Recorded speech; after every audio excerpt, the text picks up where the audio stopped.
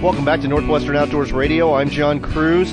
We're broadcasting from the Bighorn Outdoor Adventure Show. We're waiting for the doors to open, and while it's quiet, we thought we'd interview some of the exhibitors here. One of them is Gary Oakes. He's with the Northwest Pointing Labrador Club. Gary, welcome to the show. Thank you. Glad to be here. So, Gary, I've owned a lab before, and like most labs, it flushed game, whether it be ducks or whether it be pheasant or whether it be quail. But these pointing labs, they do a lot more, don't they? Yeah, they're actually pointing dogs, naturally pointing dogs, which is one of the things that's been the greatest confusion with the breed being introduced, is that people think we train them and we whoa them into birds. No, they naturally point, or they're not pointing labs. And that was going to be my very first question, whether this was a nature versus nurture thing. So you can't train a flushing retriever to go ahead and be a pointing dog. They either have the tendency, they have the instinct, or they don't. Oh, you could train it, but it wouldn't be pointing. It would be forced pointing.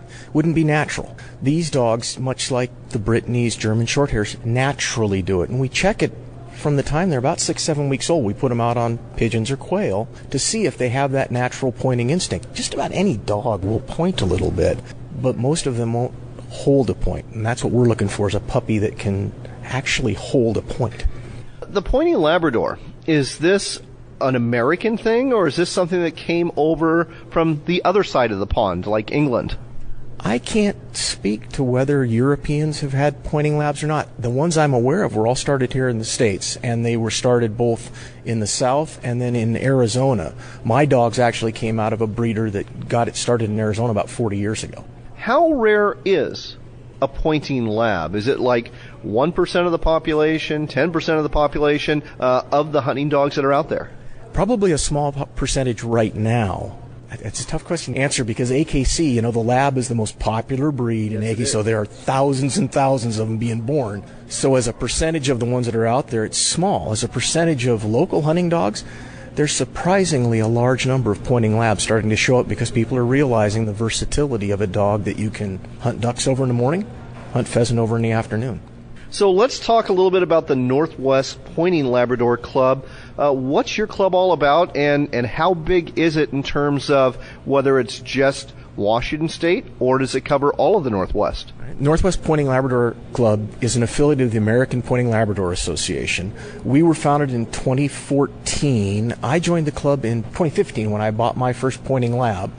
We are regional. We cover Montana, Idaho, Oregon, Washington, and a little bit of Northern California. We actually have two chapters. We have an Eastern Washington chapter and a Western Washington chapter. So I presume there's meetings, there's events, maybe field trials, that sort of thing? We run regular club training days, usually 4 or 5 times a year, where we bring in pen-raised game birds for training the dogs on, as well as do the retriever training.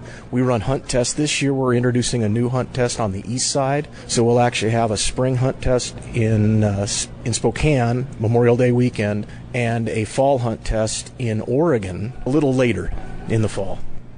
All right, and I'm guessing that the Northwest Pointing Labrador Club would be a great resource for somebody interested in finding a reputable breeder for these pointing labs. Yes and no. We never recommend breeders. That's something we don't do because that's something that we don't want to get into. But with our membership, we've got 100 members and we all own pointing labs, and they've come from different breeders, and we have some people in our club who are breeders.